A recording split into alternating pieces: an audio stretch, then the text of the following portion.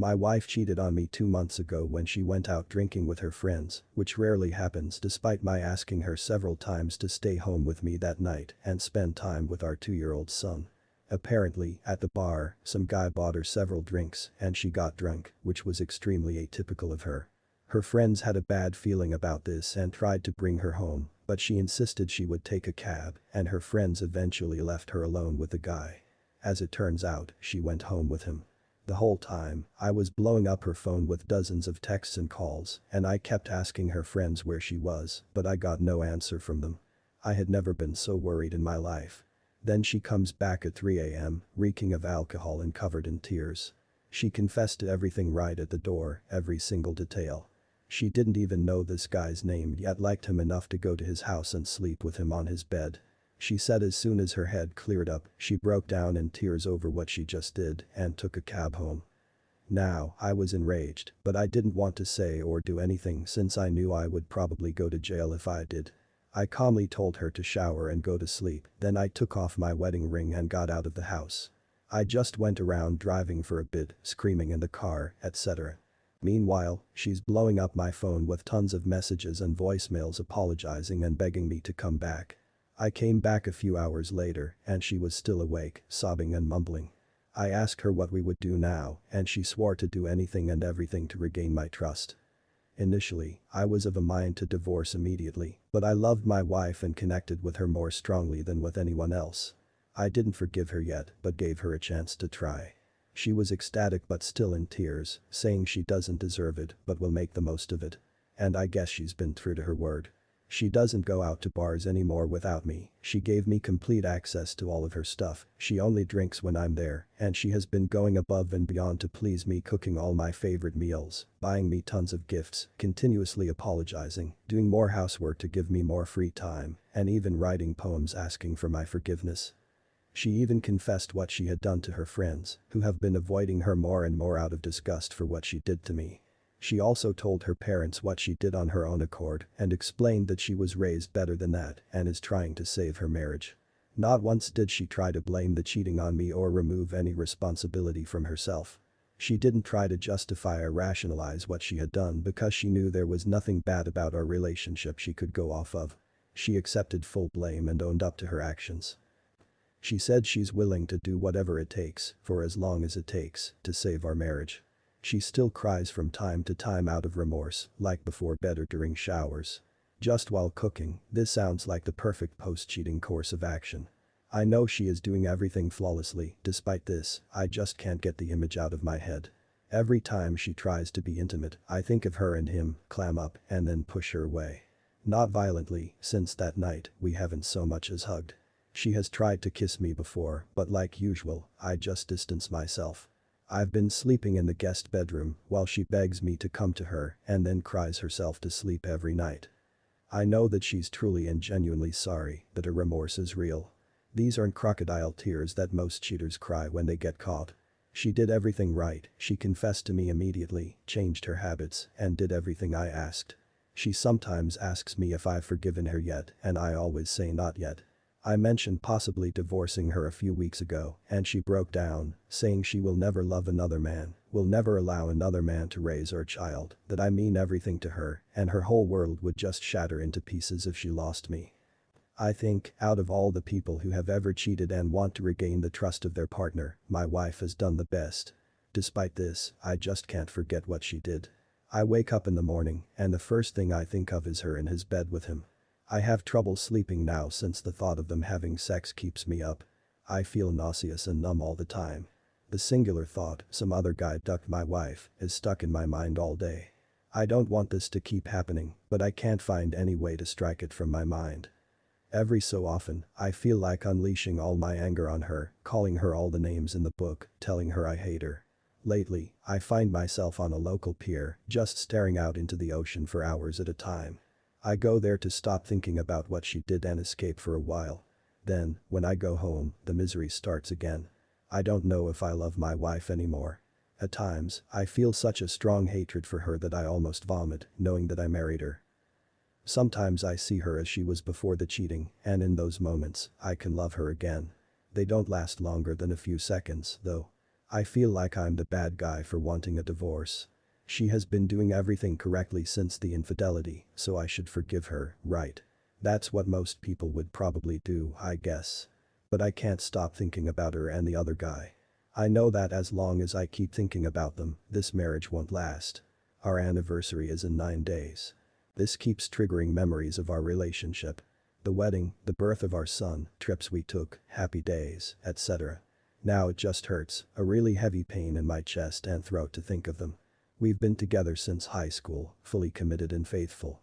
I just can't grasp how she could do this to me, how she could make a series of bad decisions one after the other to end up cheating. My mouth feels dry whenever I think of how that night must have gone, how she must have kissed him, walked into his home, to his bedroom, laid down on his bed, took off her clothes, whatever. A lot of the time, I feel like killing myself or killing her or killing the other guy. I fantasize about cheating on her to make things even. Sometimes I imagine just hitting her over and over, but I would never do that. I never laid a finger on my wife. I don't hurt people. I've never had violent or angry thoughts like this before. My wife's adultery messed with my head more than should be possible. I don't feel like the same person anymore. I feel hollow all the time. I'm here to ask. Is there any way I can bring myself to forgive her, or should I just divorce her and move on, find a woman who won't cheat on me? I want my son to grow up with the belief that cheating is totally unacceptable. I feel like if I stay with my wife, my son will learn that it's okay to forgive cheating, and I don't want him to ever stay with a woman who cheated on him. At the same time, I keep living every day hoping I might have an epiphany that I can truly forgive her and love her again. Seems like a hopeless fantasy, though. Update. I figured out what I'm going to do. I'm going to talk to her about possibly making it even somehow. I'll see what she says, and depending on her response, I might try to reconcile or divorce without a second thought. Also, I'm going to ask her for the full truth about this guy. I find it weird that she remembers he's divorced, 33, and not in shape, but can't remember his name. Never mind, this is a bad idea. This was my vengeful side talking. I'm not going to try and make it even. I'm just going to get the full truth out of her and then steel myself to suggest divorce. Yes, I want her to suffer for what she did. As one user said in a PM, she will suffer most if I leave her. In her own words, she said that would destroy her. But I'm not divorcing her just to spite her. No, I'm doing it because I don't want to remain in a ruined marriage. I'm doing it because she betrayed me, and I'm not willing to be a doormat and excuse her behavior. I probably won't change my mind, but I'll come back with an update later anyway. Update. I meant to write this yesterday but didn't get around to it.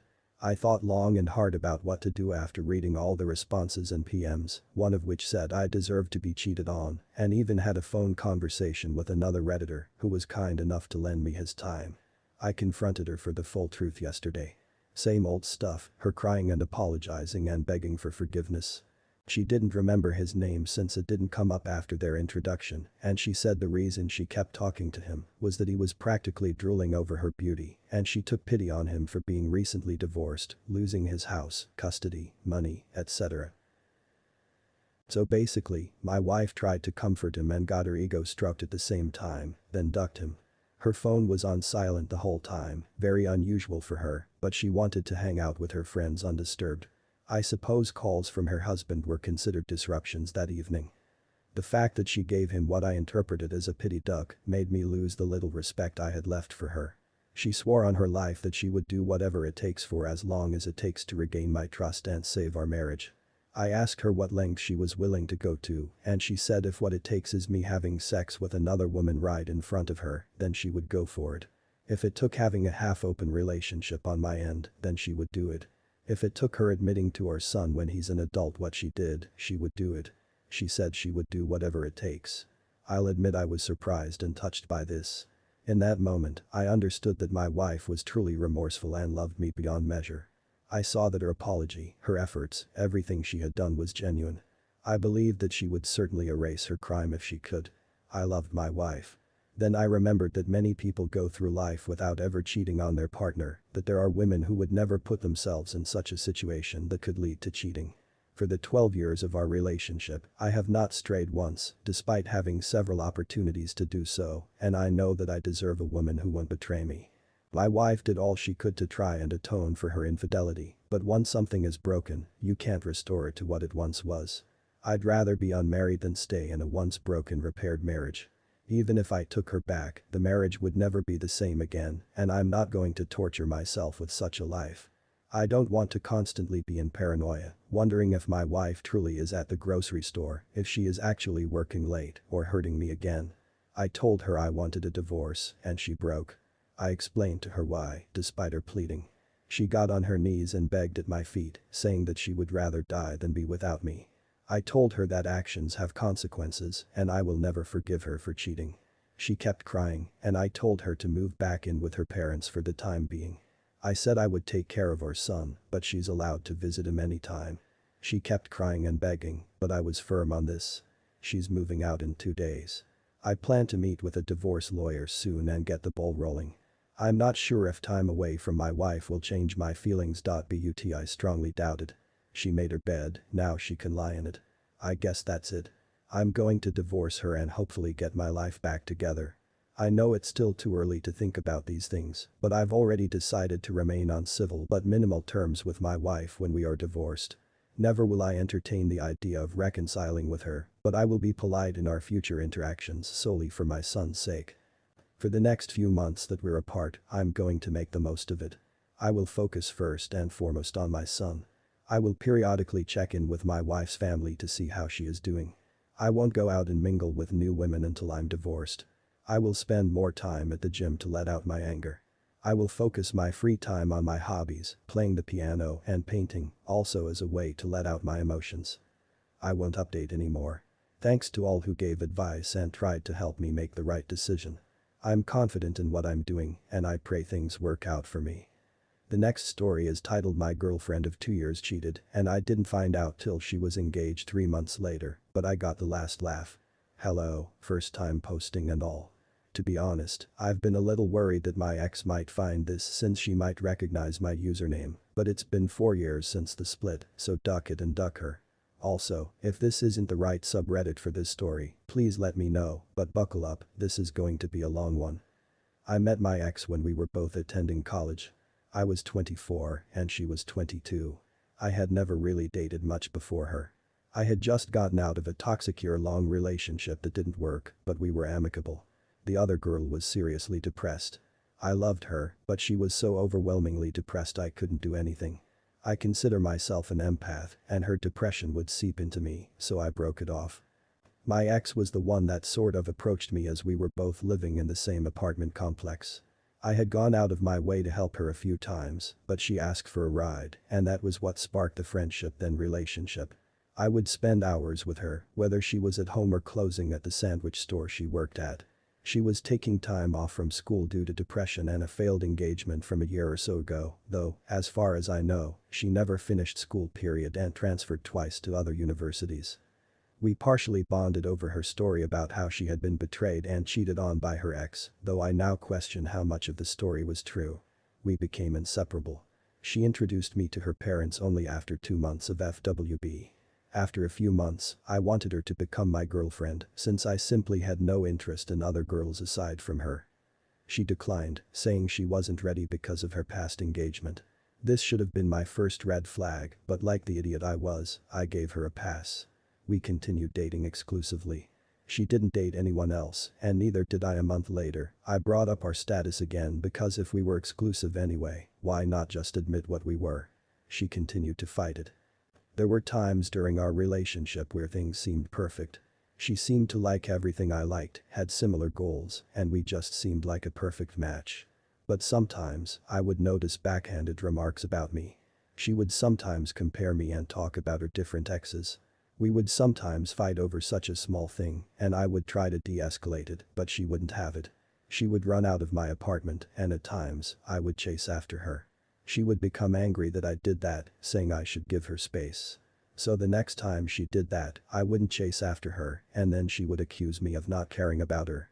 She also began to gaslight me about certain things I remembered her saying, though at the time, I didn't know what gaslighting was. But like a sucker in love, I went with it. Many of my friends would remark to me when I spoke about her that I could do better, that she didn't treat me right. But I just brushed it off. People, listen to your friends, they usually are looking out for you. After dating for a year, I would still bring up becoming official BFGF, but she was still resilient. She would still say she wasn't ready, but I was the best guy she had ever dated. All of her friends knew we were dating, but to be honest, I didn't like them. She would invite me to hang out with them, but they were very cliquish, and I'm not like that. Also, they had a cat, and I'm allergic, so I would use that as an excuse. As time went on, we would go on dates, and she would call me every night, and we would stay on the phone all night until one of us woke up the next day. She said due to her depression, I was comforting and helped her sleep. We continued to have problems at times, where she would even get physical. She slapped me hard on 2 occasions, both were not because we were fighting, but because she thought it would be funny. Each time I told her that was disrespectful, and that since I would never do that to her, I expected the same in return. During one of our fights, she once stated, "My roommate knows all the guys that would be willing to be nkmos in the complex, so I don't really need you." But finally, after a little over a year of dating, she gave in and decided to be GFBF. However, I noticed that she seemed to keep it a secret to everyone except her family. I thought it was weird, but seeing as I had gotten what I wanted, I paid no attention to it. I'm going to put this in here and say there were times I wasn't perfect, so I also dealt with depression and the stress of work, school, and family, and she became too much at times. I lashed out, but never hurt her. I would point out the things she had done that were hurtful to me. We broke up several times. Sometimes I would break up with her, and sometimes she would break up with me, but each time one of us would relent and come back to each other. One time, I was a bit manipulative and self-harmed to show her how much it was hurting me. She had also self-harmed and expressed being suicidal during our relationship, and to be totally honest, I got the idea from her. I was truly in love with her. She told me she was with me. We discussed marriage, children, where we would live, etc. During this time, she moved twice. First to an apartment down the street and then to her parents' house about an hour north. When she lived in the apartment down the street, she threw a party. When it was over, none of her friends stayed to help clean, just me. She told me this was proof I'd be a good husband. After her move to her parents, I would visit her almost weekly, but I began to notice a bit of distance at times. She was replying slower and slower to my texts and calls, but if she called or texted me, she expected a quick reply. Whenever she needed me, I would come to her, even at 1 a.m. in the morning when I had work and school the next day. After a couple of months, I began to suggest getting engaged, but then she started to do the same thing she had done with being GFBF. She would use her depression from her past relationship as an excuse, and then she asked if we could go back to casually dating. This was the dumbest thing I had ever done. I said it was okay. I thought this would show her that I was the guy for her. Over the next few months, she would go on dates, but she would tell me about them and tell me how much better I was than them. I continued to not date because I was a sap in love with her, but I had told her that if she found someone she wanted to pursue, I would end our relationship and she could go after him. However, after talking to my friends and family, I had a realization that why was I doing all this for her when she wasn't even my girlfriend anymore. So, I told her, and she agreed that any physical relationship would end until we got back to being exclusive, except it didn't. We would go on dates, and she would guilt me, pressure me, and I would give in. She would then immediately become angry, saying, "Why couldn't you resist?" She became very abusive and hurtful. The worst was when she told me that if she got pregnant, she would never tell me and only she would decide what to do. That hurt so much as I've wanted to be a father and would never leave my children alone, but I would simply fight with her and we'd end up making up. During all of this, we would continue to talk about a future together. She would see a mixed baby, I'm Latino, and she was white, and say how she saw the cutest baby that could have been our baby. Whenever she was depressed, she would call me or ask me, "Would you still marry me?" And I would respond, "Of course I would, I love you." It wasn't until Christmas when I was in Florida visiting my brother did I begin to suspect something more was up. I'd text her, she wouldn't respond. I'd call her to do the phone thing at night, but she wouldn't answer. But one time, she called and asked if I had some movie on DVD, and when I asked why, she said, "I wanted to watch it with my family." But I could sense something was off. When I came back from vacation and started the new semester of school, she came to visit me, sort of. She came to my university for some reason and lost her Fitbit and called me to help her. I came to help and we spent some time together, but I could feel something was different. She then told me she wanted me to come visit her in 2 days at her parents' house as she had something to talk to me about. It was then I knew what was coming. I talked to some of my friends and prepared for the worst. When I got to her parents' house, it was late. She asked me to come at 10 p.m.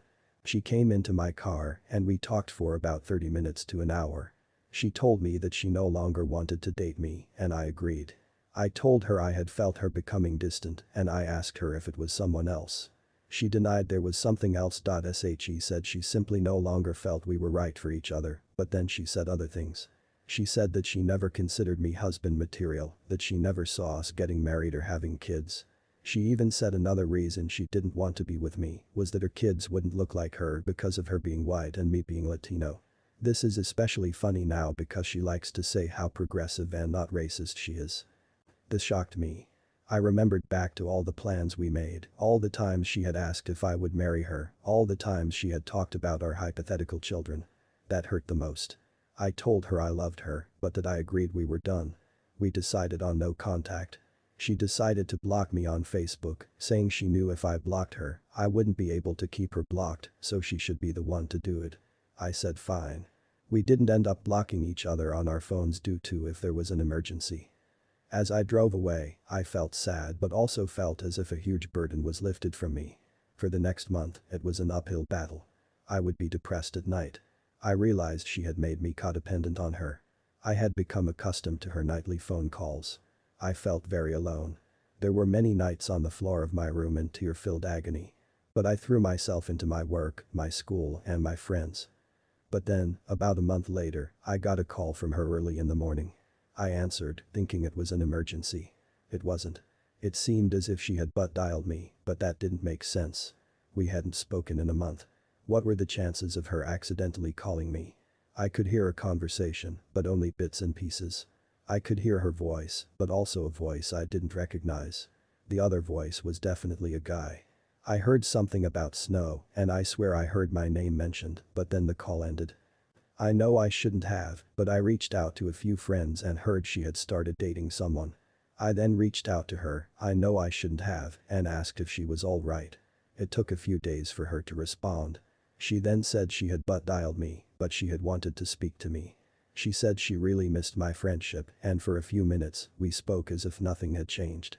She told me she had started seeing someone. I told her I had heard and she asked how.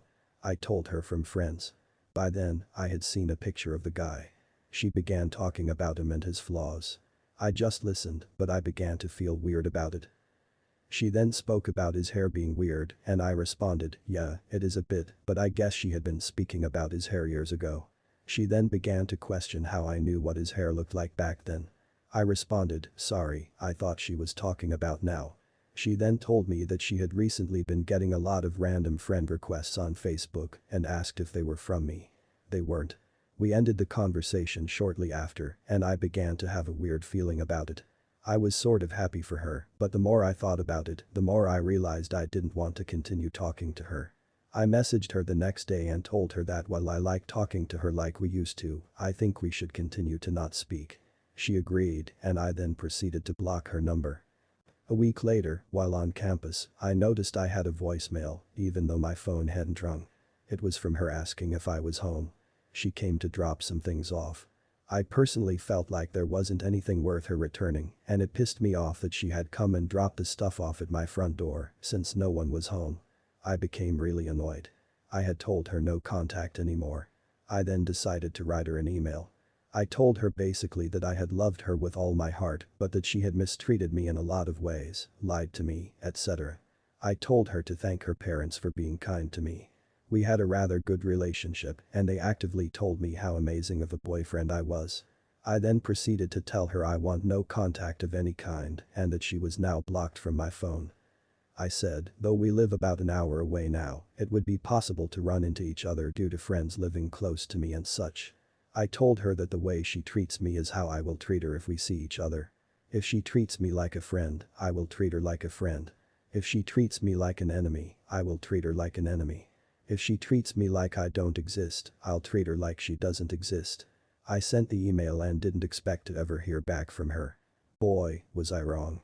A few days later, I received a reply from her dad. Her dad, mind you, is an ex-Marine and a lawyer. In his email, he stated that I should leave his daughter alone. He accused me of stalking her, but I am not sure how that's possible as I was an hour away and busy with school work and friends. He accused me of creating fake Facebook accounts and cyberstalking her. Once again, I didn't create any accounts to do that, though I had looked at her account from a friend's account a few times. But that was it. I mean, who hasn't? Then he used that line about treating her the way she treats me, and he highlighted that part and said, "I consider this a threat." He proceeded to tell me to leave her alone, otherwise, he would get a restraining order. I was blown away. Her dad and I had always been on good terms. I just couldn't believe what I was reading. I spoke to a few people and, having studied a bit of law in university, responded to him. I told him, "Look, I want nothing to do with your daughter. She was the one who initiated contact. In fact, she came to my house without my knowledge a week ago. If I'm a stalker, why would she risk coming to my house?" I told him that we both knew what he had said were unsubstantiated and no judge would ever give him a restraining order. I told him never to contact me again and I'll do the same to him and his daughter. It was then that I wondered what the heck was going on. What stories was she telling people about me? What sob tale is she spinning? I told some of my friends about what happened and they were blown away too. They just told me that I had dodged a nuke and I should be happy. I thought the story would end there, but like I said, this is a cheating story, a long one, but a cheating story nonetheless. So, we had broken up in January, and just after the first week of April, a friend of mine messaged me while I was working and told me that my ex had just gotten engaged. I was floored. It had only been 3 months for the girl that had constantly said how hard the relationship had been for her because of her cheating, abusive ex-fiancé. It just didn't make sense. What was interesting, my friend told me, was a comment that someone had put on her engagement announcement. This person was congratulating her on her engagement and was so happy she could help them get together back in November, the same November when we were still going out. Yes, we weren't exclusive at that point, but to me, since I had given her several outs and she lied about there being someone else, I consider that cheating. I was livid and then everything came into place. That's why she became distant at Christmas, that's who she wanted to watch that movie with. That hurt, but I got on with my life. I was still having depression issues, trust issues. I spoke about it to some people, friends, church people, but the more I spoke about it, the more I learned about her. People who had known her and didn't know we had dated came out and said, "You know that girl had issues." They told me things they probably shouldn't have told me, but whatever. I found out all the nasty things she said about other people, and I began to realize that she never really cared about me. She simply wanted someone to care for her and then dump when someone better came along. I realized that the reason I fell in love with her was not because of who she was, but what she pretended to be. She had heard about me, knew I was a nice guy, and decided I was empathic enough to trick.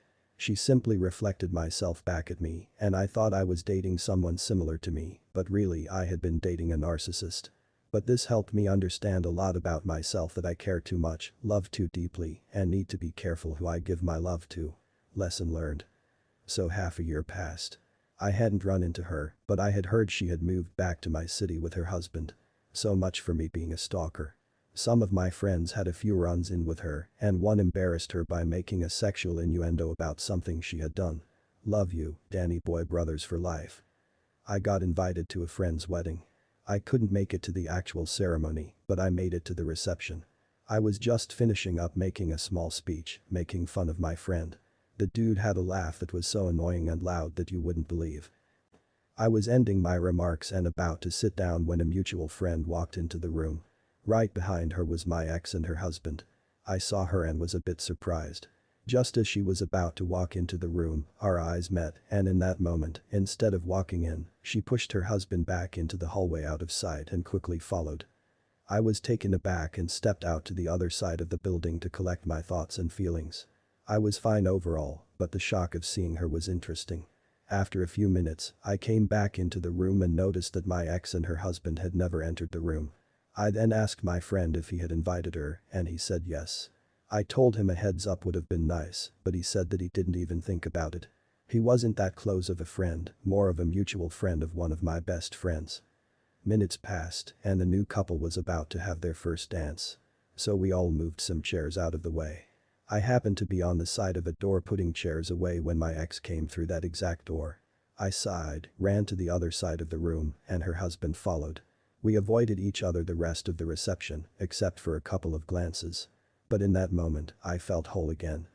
All those months after the breakup, I felt broken and like a piece of myself was missing.